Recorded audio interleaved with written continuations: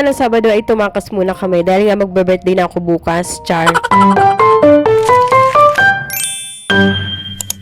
Hi mga kabashing! So for today's video nga, itatakas muna kami dahil nga magbe-birthday na ako bukas. Char. Kasi nga hindi na daw uso ang maghanda sa bahay, igala mo na lang yan. Pero sa totoo lang, ngayon nga lang ulit kami makakagala o makakapag-staycation. Dahil alam nyo na, busy tayo sa dream house. Mas priority nga ay yung dream house. Pero ngayon nga, dahil nga magbe-birthday naman ako, kaya naisipan namin na mag-staycation na lang. At every May celebration lang naman kami gumagala. Namili nga kami ng aming babaunin at lulutuin sa aming staycation. Dahil alam nyo na, para tipid-tipid naman tayo kahit paano. Maya-maya pa nga ay gumayak na kami at nag-book na lang kami ng Grab. Pero sa totoo lang, malapit lang itong aming staycation. Malapit lang sa aming panggagalingan. Maya-maya pa nga ay nakarating na kami at inaantay na lang namin ng oras dahil ang aming check-in ay alas 3. So, bali ganito nga kataas yung building. At sa wakas nga, nakapasok na kami sa aming room. So, bali ito nga pala ang aming room accommodation. Ang syala ng mga gamit at meron silang team puti at kahoy. Kagaya ng team na gusto namin sa aming dream house. Kagaya na lamang nito mga nakadikit na ito. Napakaganda. Gustong gusto ko rin magkaroon nito sa aming dream house. Pero tinignan ko yung presyo sa online. Napakaganda din ng presyo. Char. Tinaran nga ito sa lamin yung pagkakurba. Napakalambot din ng kama. Naalala ko yung aming dreamy foam mattress. Meron din nga pala silang TV at meron itong internet. Meron din Netflix at meron din sila dito mga pampalipas oras. Pwede kang mag-games. Dito naman sa kanilang kusina ay kompleto. Pwede kang magluto. Meron sila dito mga lutuan. Meron din ng mga utensils. May dishwashing liquid at merong hand soap. Kung gusto mo naman ngang matanaw ang buong city, ayan, bubuksan mo lamang ito. Kitang-kita nga lahat ng buildings at kapag nandito ka sa taas ay feeling mo parang layo-layo mo sa mga marites. Char. At mapapakanta ka na lang ng wag muna tayong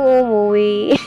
So ito, magkape muna kami na may onting chismisan. Char. Ang sarap magkape dito tapos langap na langap mo din yung pollution sa taas. Pagkatapos nga namin magkape, bumaba na kami dito sa 36th floor para masilayan ang sunset habang naliligo. Sakto nga ay wala pa mga taong mga naliligo at pumupunta. Kaya naman maya-maya pa nga ay nagtampisaw na kami pero sobra grabe ang lamig. Sa bandang gitna nga ay malalim kaya dito muna kami sa gilid-gilid. At maya-maya pa nga ay dumagsa na yung mga taong maliligo dito kaya lumipat kami dito sa kabilang pool. At sakto dito sa kabilang pool ay mababaw lang kayang-kaya namin lumangoy. Este magtampisaw kasi hindi naman pala ako marunong lumangoy. So ayan, habang papulubog nga yung araw, napakaganda pagmasdan sa labas. Mga isang oras nga lang kami nagbabad dahil habang sumasapit nga yung gabi, grabe ang lamig. Pero grabe, ang ganda rin pagmasdan na habang naliligo ka ay kitang-kita mo yung city lights. Umahon na rin nga kami dyan at nagpatuyo na lang kami dito sa gilid. Bali, ayun yung pool namin sa likod at dito naman sa kabila nga yung buong city light. Pagkatapos nga namin magpatuyo dito sa taas ay bumalik na kami sa aming room. Nagluto na nga lang nga kami ng aming dinner at pagkatapos nga ay diniray ko na ang aking buhok. Meron din palang kasamang hair dryer dito sa room accommodation at talagang nagustuhan ko dahil hindi na kailangan dalhin pa yung aking hair dryer sa bahay. At pagkatapos nga namin kumain ay lumabas muna kami dito sa terrace para magpababa ng kinain. O siya mga kabashing, hanggang dito na lamang. See you tomorrow!